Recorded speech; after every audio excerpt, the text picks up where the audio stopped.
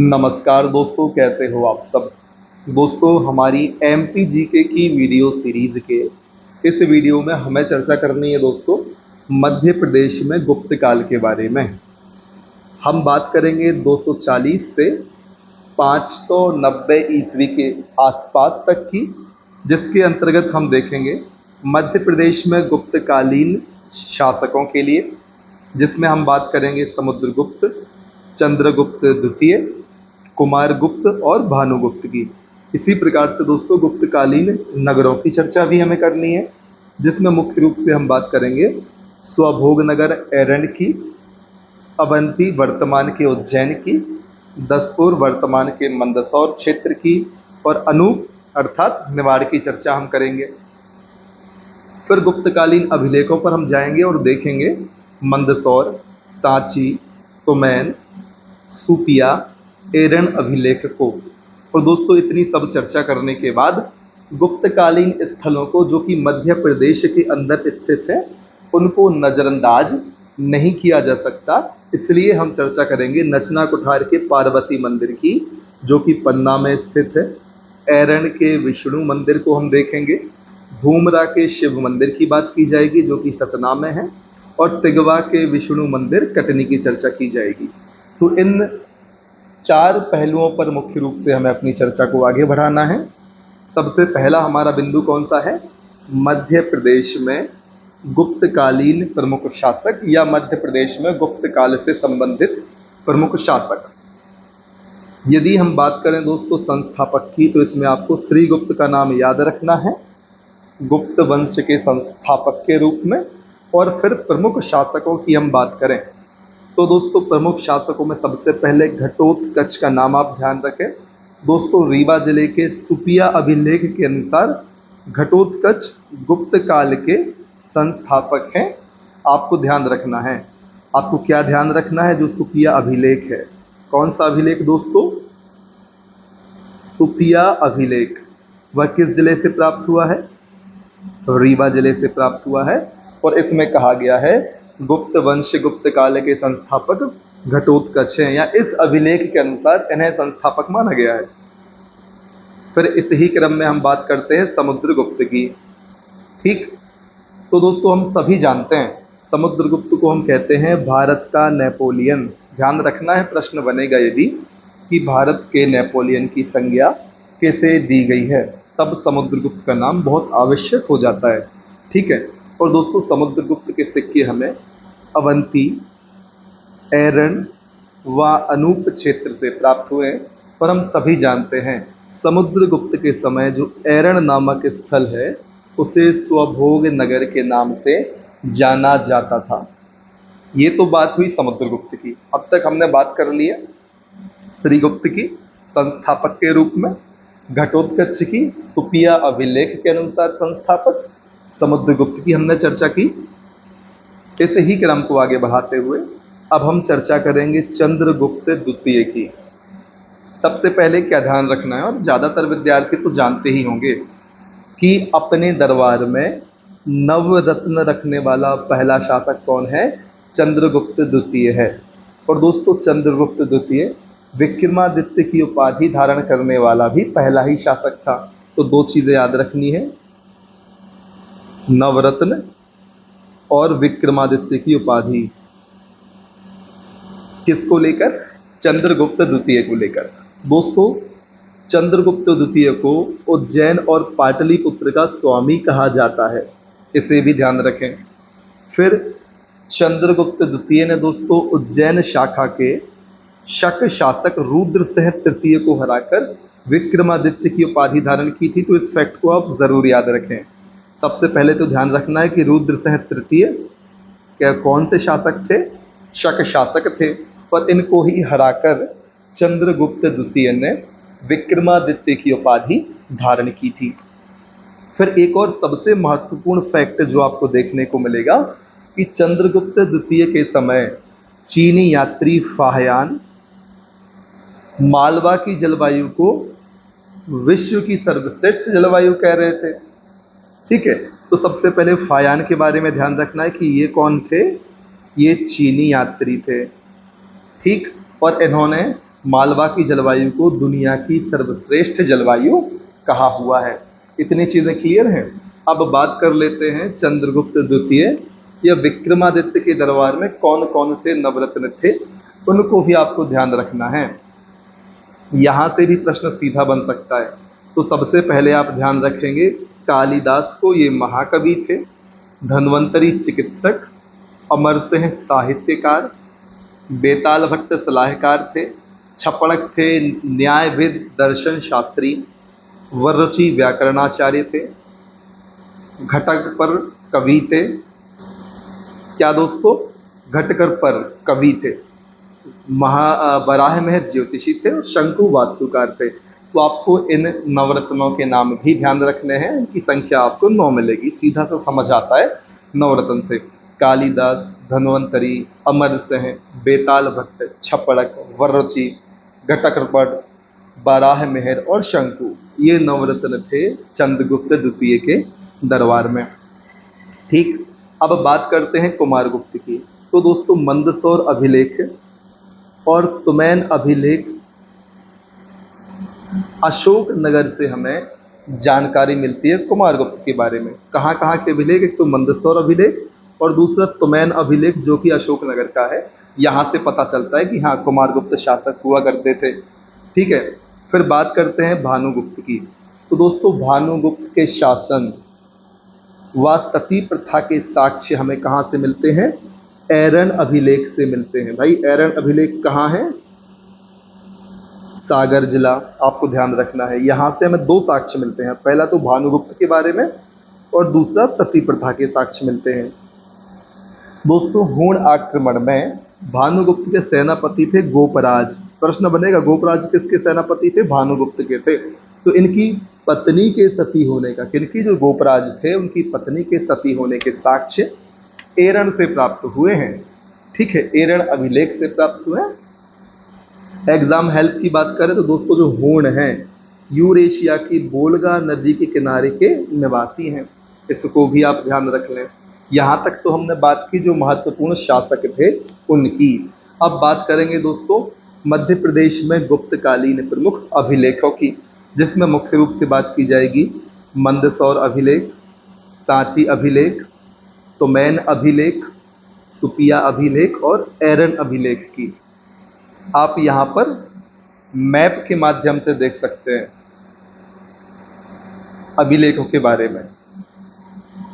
जैसे कि गुर्जरा दतिया जिले से संबंधित थे और अशोक का नाम इसमें देव नाम प्रियदर्शी देखने को मिला है।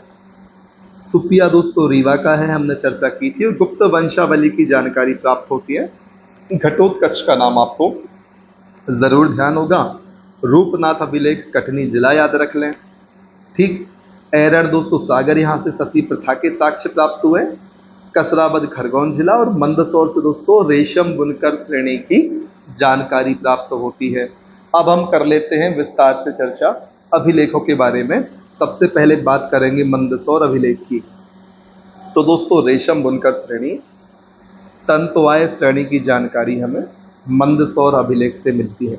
और दोस्तों इस अभिलेख में सूर्य मंदिर के निर्माण का उल्लेख है एवं विक्रम तिथि उल्लेखित की गई है।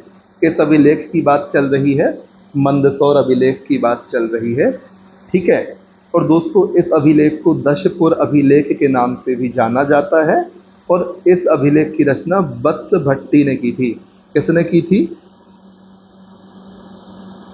वत्स भट्टी ने की थी मंदसौर अभिलेख की रचना। सूर्य मंदिर का निर्माण, विक्रम तिथि का उल्लेख है इसमें ही है। रेशम बुनकर श्रेणी जो कि प्रश्न एमपीपीएससी पूछ चुका है। तंतुवाय श्रेणी की जानकारी यहीं से मिलती है। फिर सांची अभिलेख की बात करते हैं। तो दोस्तों यह अभिलेख गुप्त संवत 131 से 450 ईस्वी का है। और दोस्तों इसमें बौद्ध उपासक सन सिद्धि की पत्नी हरिस्वामिनी द्वारा काकड़ाम, जिसे हम सांची कहते हैं, इसमें स्थित आर्य संघ को दान दिए जाने का उल्लेख है सांची अभिलेख में। इसे ध्यान रखना है आपको। तो मैन अभिलेख की बात करें तो अशोकनगर जिले में। सबसे पहले तो आपको जिले ही ध्यान रखने हैं दोस्तों। अशोकनगर में है तुमैन का अभिलेख। और इस अभिलेख में दोस्तों राजा को शरदकालीन सूर्य की भांति बताया गया है। और दोस्तों कुमारगुप्त प्रथम के शासन की जानकारी तुमैन अभिलेख से प्राप्त होती है। और इसके अनुसार दोस्तों कुमारगुप्त प्रथम की मृत्यु के बाद गुप्त साम्राज्य की बागडोर स्कंदगुप्त के हाथों में आ गई थी। ये तमाम चीज़ें तुमैन अभिलेख से प्राप्त होती हैं। ये सभी जानकारी इस अभिलेख से प्राप्त होती है। फिर सुपिया अभिलेख की बात करें तो रीवा जिले के सुपिया नामक स्थान पर है और गुप्तों की वंशावली घटोत्कच के समय से मिलती है तथा गुप्तों को घटोत्कच वंश भी कहा जाता है। ध्यान रखना है, जो सुपिया अभिलेख है वहाँ पर गुप्तों की वंशावली घटोत्कच से शुरू ही होती है। ठीक है, इतना आपको ध्यान रखना है। और गुप्त वंश को इसने घटोत्कच वंश भी कहा है। कन्फ्यूज नहीं होना, मान लो कभी घटोत्कच वंश आ जाए तो आपको रिलेट कर लेना है चीज़ों को। एरन अभिलेख की बात करें तो दोस्तों इस अभिलेख से भारत में हूणों के आक्रमण की जानकारी व सती प्रथा के साक्ष्य मिलते हैं। ठीक है, अब बात कर लेते हैं विश्व के पहले विज्ञापन की। तो दोस्तों विश्व में पहला विज्ञापन मंदसौर के दसपुर शिलालेख में अंकित किया गया। इतनी चीज़ ध्यान रखें, प्रश्न पूछा गया है। दोस्तों सूर्य मंदिर में भारतीय बुनकर व्यापारी संघ द्वारा एक शिलालेख खुदवाया गया था। ठीक है, आपको इस बात को भी ध्यान रखना है। और दोस्तों इस शिलालेख में रेशम को बेचने के लिए इसकी विशेषताओं का वर्णन किया गया है। तो विश्व के पहले विज्ञापन के अंतर्गत अपन 2-3 चीज़ों को याद रख लें। ठीक है कि भाई दसपुर शिलालेख में अंकित है जो कि मंदसौर में स्थित है। इन तमाम बातों को आप ध्यान रख सकते हैं। यदि बात करें मध्य प्रदेश के अंदर गुप्तकालीन स्थलों की तो दोस्तों नचना कुठार मंदिर, एरन का विष्णु मंदिर, भूमरा का शिव मंदिर, तिगवा का विष्णु मंदिर, उदयगिरी की गुफाएं, बाघ की गुफाएं, इन सभी बिंदुओं की चर्चा हमें इसके अंतर्गत करनी है। शुरुआत दोस्तों हम करते हैं नचना कुठार मंदिर से। किसे समर्पित है? पार्वती देवी को समर्पित है। और दोस्तों पन्ना जिले में गुन्नौरगंज के समीप नचना कुठार का मंदिर स्थित है। तो सबसे पहले आपको पन्ना याद रखना है और पन्ना से आपको पार्वती देवी याद करनी है। और दोस्तों जो नचना कुठार मंदिर है यह चौमुखनाथ शिवालय मंदिर के समीप स्थित है। आप इस पिक्चर में नचना कुठार के पार्वती मंदिर को देख सकते हैं जो कि पन्ना जिले में स्थित है। फिर दोस्तों एरन का विष्णु मंदिर सागर जिले में एरन नामक स्थान पर स्थित है। सती प्रथा के साक्ष्य भी हमें प्राप्त हुए एरन से, चर्चा हम पहले ही कर चुके हैं। और दोस्तों एरन से प्राप्त एक बराह मूर्ति के शिलालेख में हूण शासक तोरमाण का उल्लेख है। तोरमाण दोस्तों हूण शासक था, तो ध्यान रखना है। एरन से प्राप्त हुई है बराह मूर्ति के अभिलेख में हूण शासक तोरमाण का उल्लेख है, इतना हम समझ सकते हैं। सबसे पहले एरन का विष्णु मंदिर किस जिले में है? सागर में है, इसको हमें ध्यान रखना है। फिर भूमरा के शिव मंदिर की बात करें तो सतना जिले के भूमरा गांव में स्थित है और पाषाण निर्मित एक मुखी शिवलिंग मंदिर है। कौन सा? भूमरा का शिव मंदिर। दोस्तों एक और अन्य सतना जिले के नागौद में खोह मंदिर गुप्त काल से संबंधित है। तो यदि पूछा जाए खोह मंदिर कहाँ पर है तो कहाँ पर है दोस्तों? सतना जिले में स्थित है। इतना आप ध्यान रख सकते हैं इसके बारे में। फिर तिगवा के विष्णु मंदिर की बात करें तो दोस्तों कटनी जिले के तिगवा नामक स्थान पर स्थित है। अलेक्जेंडर कनिंगम ने 1873 में खोज की थी तिगवा के विष्णु मंदिर की। किस जिले में है? कटनी जिले में स्थित है। उदयगिरी की गुफाओं की दोस्तों बाजू में पिक्चर दिखी हुई है ना, आपको देखते जाना है। ये पिक्चर है नचना कुठार के पार्वती मंदिर की, एरन के विष्णु मंदिर की फोटो, भूमरा के शिव मंदिर की फोटो, तिगवा के विष्णु मंदिर की फोटो। इन सबको आपको ध्यान रखना है। तिगवा कटनी जिले में स्थित है। उदयगिरी की गुफाओं की बात करें तो विदिशा जिले में स्थित है। कुल 20 गुफाएं हैं। दोस्तों यहाँ की गुफा क्रमांक 1 का निर्माण रामगुप्त के समय हुआ था और गुफा क्रमांक 20 का निर्माण कुमारगुप्त ने करवाया था। याद रखना है विदिशा की उदयगिरी की गुफाएं कहाँ पर हैं? विदिशा में। और कुल कितनी है?